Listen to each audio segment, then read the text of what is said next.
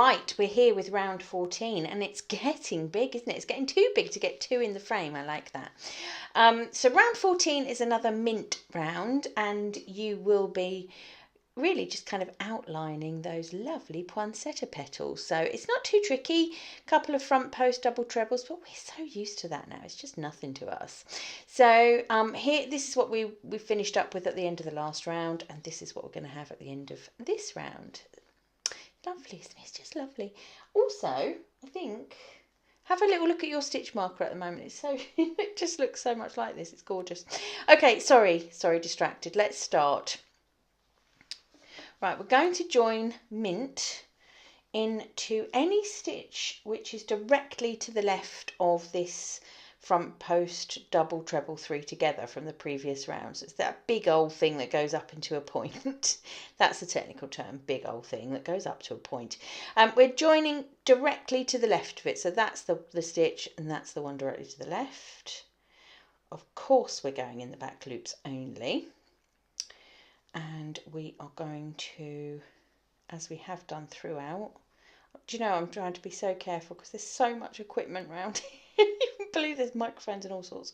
Right, sorry, I haven't clonked it. We've joined with a loop and a chain, just as previously, and that will count as our first double crochet. Don't forget, folks.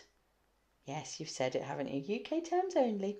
So to start with on our pattern repeat, which is a really straightforward one actually for round 14, we're going to do 10 single crochet. And when you get big numbers like that of something, you think lovely, because that's going to kind of, that's a lot of the work done, isn't it? I don't know what our stitch count is up to at the moment. What is it? 88. So you can see, not bad. We're going to end up getting lots of them taken care of with one repeat, aren't we, if we're doing 10 single crochet in one go. Not that we're trying to rush it, because we're not. I may be feeling differently about the rushing it given the deadline for these videos, but you won't want to rush it. You will want to savour and enjoy this wonderful experience. Right, so how many have I done? 2, 4, 6, 8, 9, 10. So we're going to finish up when we've done those 10 single crochet directly to the right of the front post, that thing, okay? So we're kind of travelling that distance between the two. That's a good way of looking at it, isn't it, actually? We're now doing the twiddly bit of this round, which is a front post double treble two together. And we're going to do the first part of that stitch underneath the chain that we made in my favourite round ever, round 11, do you remember? And we're going to do the second part of that stitch under the other chain that we made. So we're going to the right and left of that great big stitch, which I can never say, so don't make me say it again.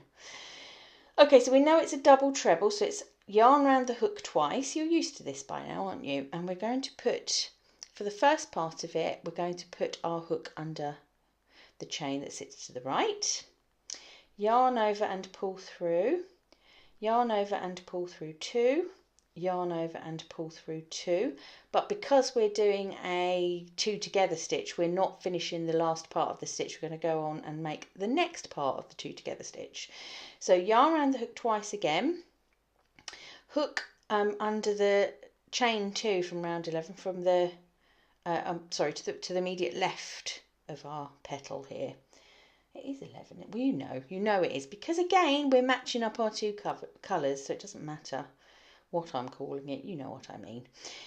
Yarn over, no, whatever, what did I just do? What did I just do? I pulled the yarn through. I'm so professional. Yarn over and pull through 2, yarn over and pull through 2, and so there we are with the 3 loops on our hook, a little bit spread out, but that's okay, because we're going to put a yarn over and pull through all 3 of them. Okay, so that's, I think that is our, let me just double, yes, that is our repeat. That is our repeat. So we're doing 10 single crochet and then that super smashing yada yada yada 2 together thing. And that is all we're doing all the way around. However, sorry, I'll just let that person go racing past. However, we are going to skip a stitch. Okay, we're not going to fill in all the stitches behind. So when we skip a stitch, just as we've done previously, pull the work forward so you can you can see where you're, working. We're going to miss that stitch and we're going to start, hey, guess where? That's right, in the stitch to the immediate left of the top of that petal, which is right back to our beginning point. So as long as you're ending up there, you're absolutely fine. But I think on this round, it's very, very intuitive, isn't it? Because as I said at the beginning, it is working those 10 double crochet, between the 2 points of a poinsettia petal. I had to stop and think, did I say poinsettia petal correctly? You need to say that. Give that a go. Give that a go. It feels bizarre. Okay, sorry, I'm going to do one more of the double treble 2 together because that's the only tricky part, and then I think that will be that. Okay, so I've done my 10 double crochet, yarn around the hook twice, picking up that 2 chain, and it's easy to get your hook in there so you'll know that you're in the right place. Yarn over, pull up, yarn over, pull through 2, yarn over, pull through 2, and leave 2 loops on the hook.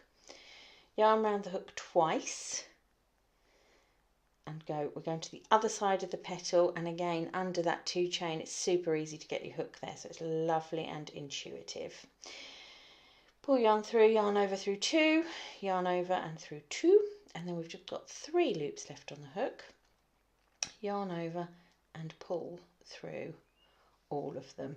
So there you go, that's 2 repeats of round 14, and you can finish that up absolutely no bother at all. You don't really need anything else from me that's different to the end of the round. So it looks, just another little look, like this. Shall we see where that fits with our completed mandala? Because I often like to have a look and see how far we've got. So here's our completed mandala, looking gorgeous. We've just really worked that sort of centre part, and what I love, pay attention to the red and the mint, the pepper and the mint here, because when I take it away, it's not there. It's not there. So you know what that means? That means these 2 rounds are setting us up nicely for something lovely that's going to happen in future rounds.